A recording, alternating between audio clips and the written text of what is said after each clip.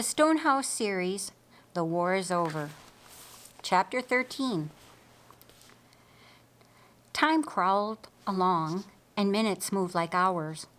Martha saw every mourner just the same as every hour of the day, and she was grateful when each had come and gone.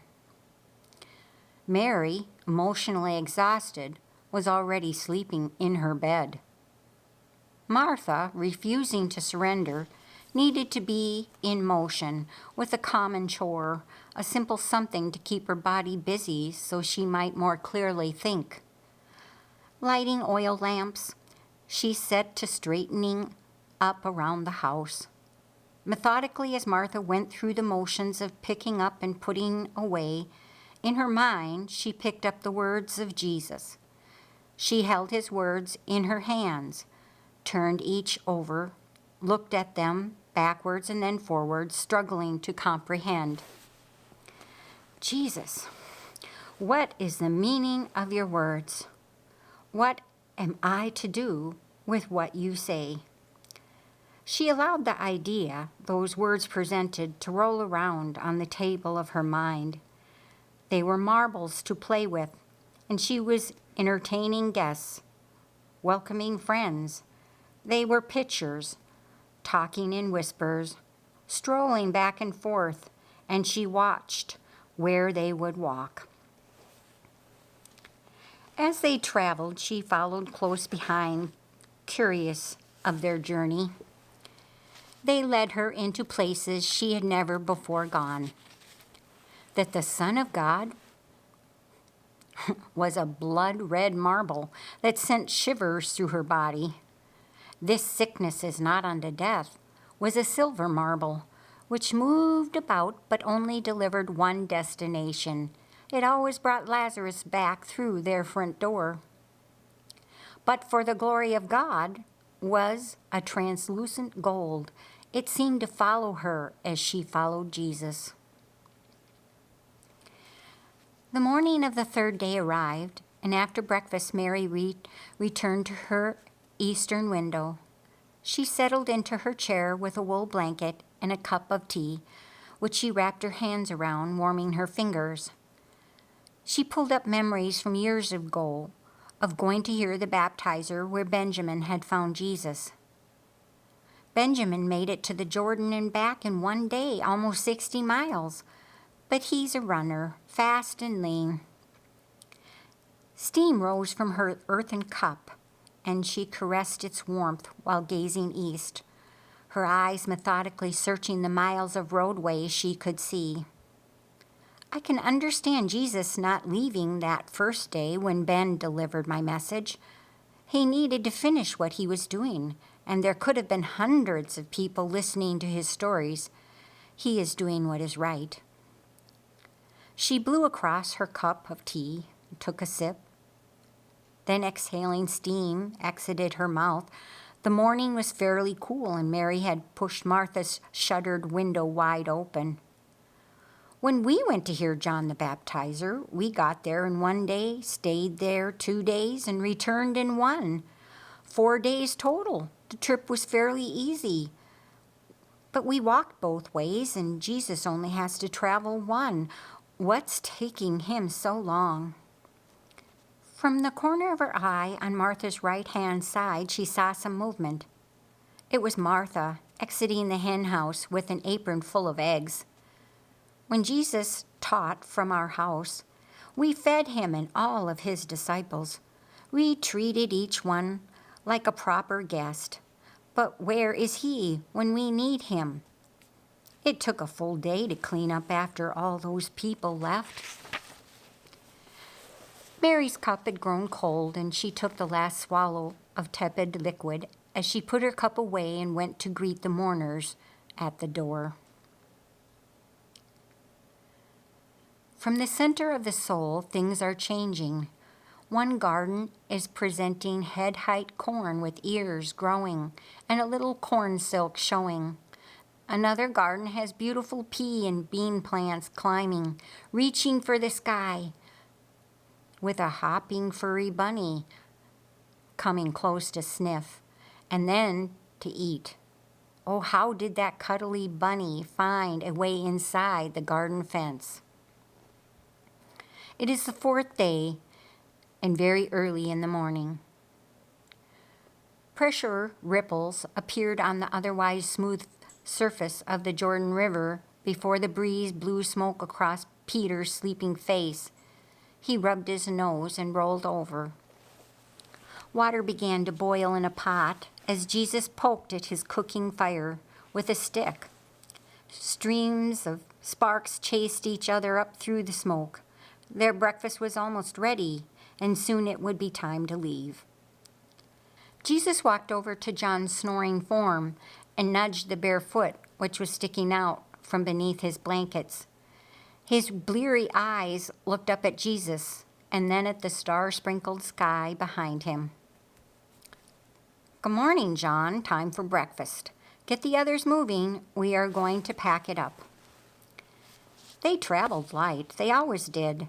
But there was a few things which were consistently needed, such as a change of clothes, a coat, bedroll, and drinking water. There were also times like now when life was a continual camping trip, and they took turns being the cook and carrying the food packs. As it was, by the time the sun was up, breakfast was finished, their camp was packed, and they were ready to go somewhere. Jesus left, and so they followed. Heading north, he went upstream to a place where they crossed the Jordan in knee-deep water.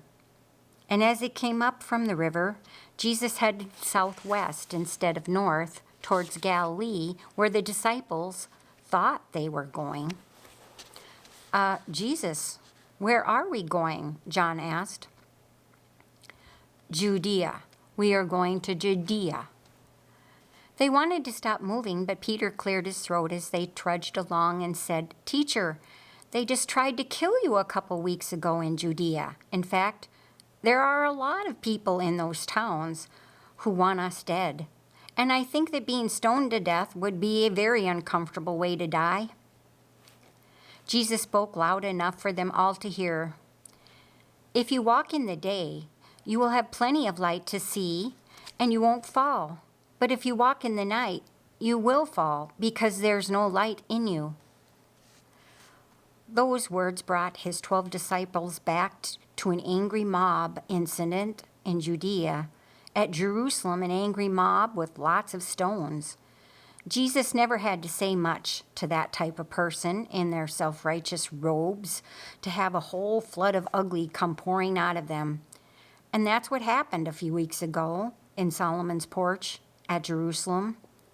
They tried to stone him again. It all started so simple. Jesus only said, follow the evidence of miracles and see where they lead. Well, they didn't like that. And then Jesus said, I and my Father are one. And that popped the cork out of the bottle, and all their ugly gushed out. There were about 24 people out of the crowd of hundreds who grabbed up rocks, preparing to throw them at Jesus when he said, Look and see with your eyes with the same volume of light as you have in your heart. For all those holding stones, their eyes went blank. Everyone holding stones looked just the same, blank-faced, and as if they had just stepped from bright sunlight into a very dark room, and their eyes could not focus on anything. And one by one they dropped their stones and started waving their arms around in front of them, searching for something to hold on to. If they took a step, it was as if they were trying to avoid some unseen obstacle. Some just fell to the ground. It only affected those who had been holding stones, and the rest of the people started to laugh. The laughter only made those with blind eyes madder still, which only made them funnier to look at. Emil, the goat herder, reached out and grabbed one by the beard with a sharp jerk. What? Who did that? The bearded man hollered as Emil pulled roughly on another beard and jumped out of the way of his flapping arms. Jesus then walked through the middle of them all, and he left. His disciples followed, but for a long ways they could hear the laughter of the crowd, mixed with angry voices of those with temporary blinded eyes. Judea would be an interesting place to return to. From the center of the soul grows the garden of the heart. Garden dirt has no knowledge of what is planted. Dirt's determined purpose is to cause a seed to grow. Thistle or corn, green beans or thorns, each are only seeds to dirt. Still dripping Jordan River water with wet sand clinging to his sandals. With Spirit Helper's help, Jesus looked into the gardens of each 12 disciples. You have some good things growing, but nothing from the 21 words I gave you to plant for my friend Lazarus. I will let you consider for a while where we are going and what we are going to do there. Later, I'll try planting in you a super grow something and hope to get a crop. 5 miles before a fork in the road, the green fields of Jericho came into sight. Jesus spoke distinctly to his 12. Lazarus is sleeping, but I go to wake him up. Peter perked up. Jesus, this is good news. If he's sleeping, that means he's getting better. His fever must have broken, yes? The others all agreed. They don't get it, and they don't know. He's been dead for 4 days. I'll try again. Lazarus is dead, and I am glad I wasn't there, Jesus said. Now you can see something happen that no man has ever seen before. This will be better for you. Now let's all go to Lazarus right now. At first, no one said a word. No one even moved. Some looked at their teacher through puzzled eyes, blinking and thinking, huh? What? Has he gone crackers? Finally, John stepped out from the cluster of men, and he took 3 steps forward and turned so he was standing at Jesus' side. He didn't say anything. It was just in his own mind that he had made a choice.